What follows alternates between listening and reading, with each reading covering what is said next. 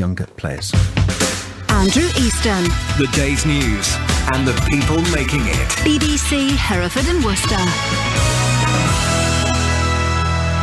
24 minutes to 6. Good evening. Hope you're well tonight. And, well, moving on to our next item, something we've referred to a couple of times. Women will effectively work for free until the new year because of an increase in the gender pay gap. The difference between how much men and women are paid means that from today, which is known as Equal Pay Day, only men will be paid for their work in the next 57 days.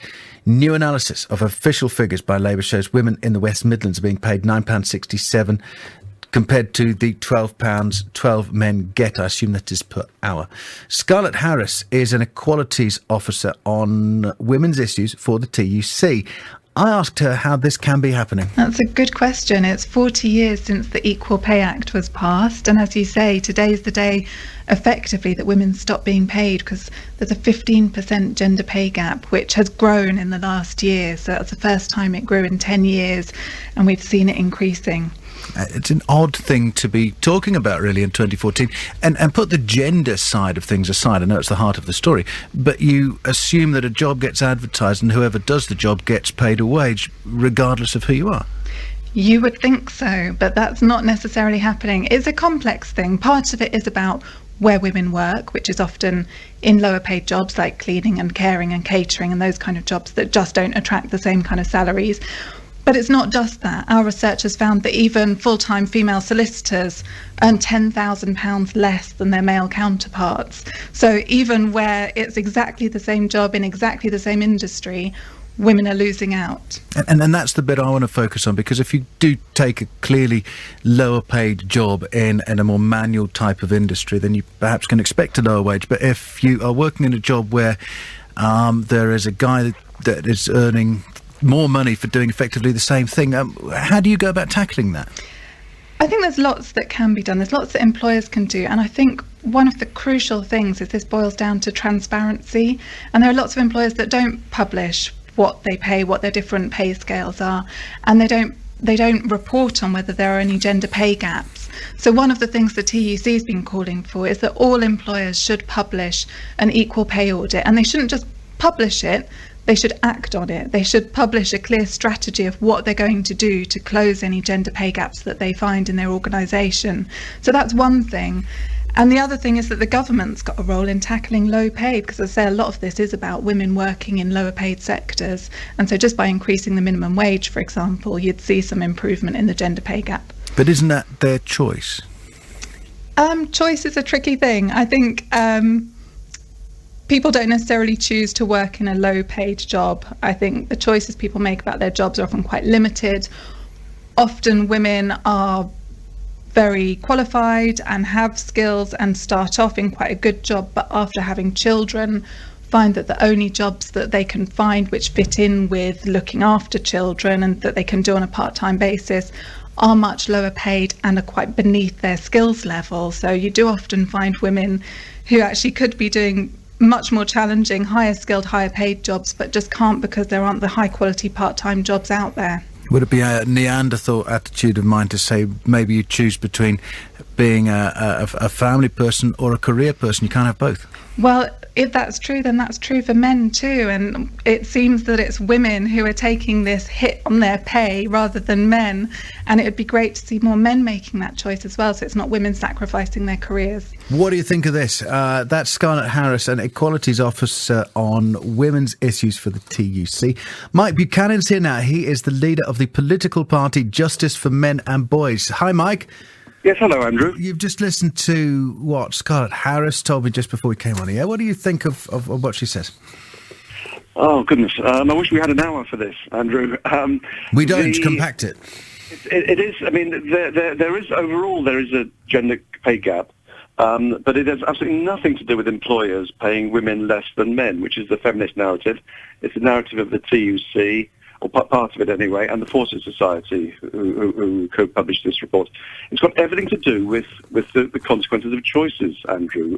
Women are, when women decide that they want a better work-life balance, they want to spend more time with the children, and so on, that has to have consequences. And you really cannot expect employers to to treat employees who need, quite a bit of time off for children and so on, as employees who don't. And would you argue the same for men, though? If in the relationship the woman wanted to stay at work and the man wanted to go off and be the person at home?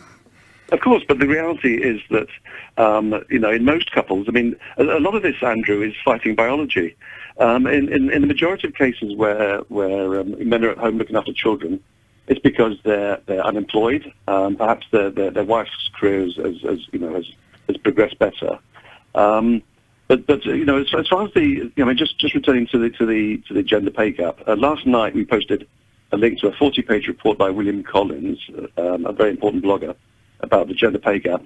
And his report has data from the Office of National Statistics showing the gender pay gap is almost zero for full-time workers between 18 and 39. And between the ages of 22 and 29, women on average earn slightly more than men. Now, you won't hear the TUC talking about that, will you? So you're saying this problem doesn't exist?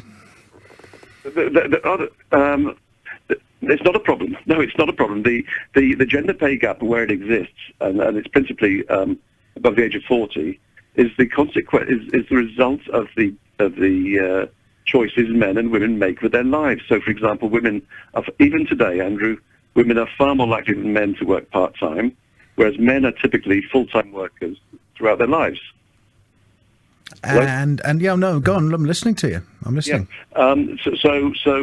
Whenever you hear reports of significant gender pay gaps, you can be sure that like isn't being compared with like. So, for example, they'll compare the hourly rates of female part-time workers with the hourly rates of male full-time workers. Well, why would you do that unless it's to pretend that a problem exists? And as far as a job which requires some certain skills, you believe that whether it's a man or woman that does that they should be paid exactly the same? Of course, but the lady from the TUC talked about, I think it was solicitors, wasn't it, where she was saying, I don't know the study, but she was saying that male solicitors on average earn, I think, £10,000 more than women. Well, it could be that those men are putting in more hours. They're putting in more effort. It's been 14 years since Catherine Hacking, a world-renowned sociologist, published a paper on preference theory, and she showed, or her research showed, that while 4 in 7 British men are work-centred, only 1 in 7 British women is work-centred. Now, how can that not translate into more hours, more effort, and a differential? I was working in the private sector for over 30 years. Must have had, over the years, hundreds of people working for me. And very often there'd be a particular job title, men and women doing them. And sometimes there was differentials, but it wasn't because of gender. It was because, a certain person delivered more. Like, it could have been a man, could have been a woman. The idea that there's any problem here, the feminist interpretation of the gender pay gap as reflecting discrimination against women is one of those feminist myths which will not die. OK, Mike, thank you. Mike Buchanan, leader of the political party Justice for Men and Boys. Listening